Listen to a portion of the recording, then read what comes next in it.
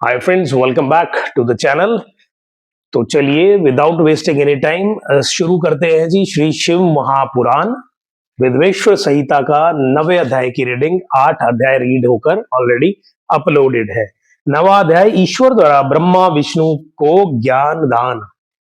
श्री नंदकेश्वर बोले, हे संत कुमार, अब ब्रह्मा विष्णु हाथ जोड़े शिव जी के अगल बगल में जा बैठे। फिर उठकर पुरुष वस्तुओं से, प्राकृतिक पुरुषवाचक वस्तुओं से, जैसे हार, नुपुर, केयूर, किरीट, मणि, कुंडल, यज्ञ सूत्र, उत्तरीय वस्त्र, माला, रेशमी वस्त्र, तांबूल, कपूर, चंदन, अगरलेपन, धूप, दीप, श्वेत छत्र, व्यंजन, ध्वजा, चमर और मन में अतीत वाणी द्वारा तथा और भी बहुत सी दिव्य वस्तुओं द्वारा उपहार प्रस्तुत कर ब्रह्मा और विष्णु ने शिव जी की पूजा की।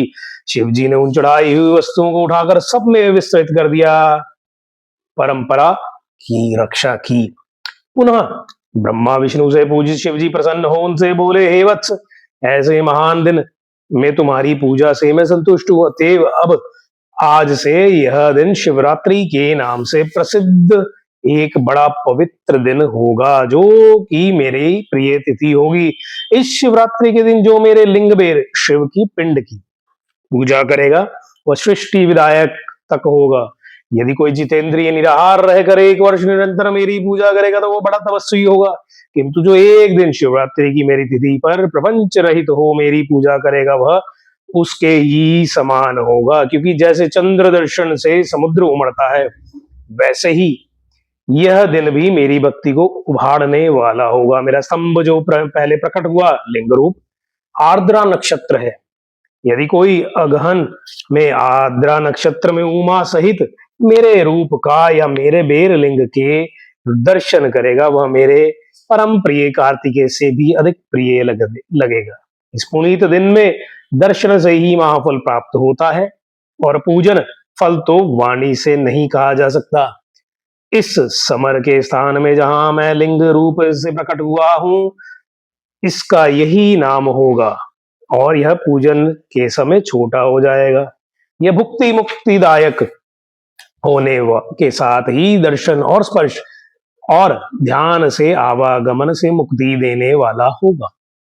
विश्व में इसका नाम अरुणाचल होगा और यहाँ शरीर छोड़ने वाले को मुक्ति प्राप्त होगी। जो इस लिंग में मुझ परमेश्वर लिंगेश्वर की पूजा करेंगे उन्हें सारूप्य, सामीप्य, सारूप्य, सारथी और सायुज्य 5 प्रकार की मुक्ति प्राप्त होगी और सब भी ईष्ट को प्राप्त करेंगे। तो ब्रह्मा विष्णु के युद्ध में जितनी सेना मारी गई थी उन सभी को शिव जी ने अमृत बरसाकर जीवन प्रदान किया और उन दोनों की परस्पर शत्रुता को भी यह कहकर समाप्त कर दिया कि मेरे सकल और निष्कल 2 स्वरूप हैं, जैसा और किसी का नहीं है, इसलिए कोई और ईश्वर हो ही नहीं सकता। हमारा तो एक स्तंभ लिंग रूप है और दूसरा निष्कल सगुण रूप ईश्वर है। ये दोनों रूप ही सिद्ध हैं। बड़ा आश्चर्य है कि तुम लोगों ने अज्ञानवश अपने को ईश्वर मान लिया।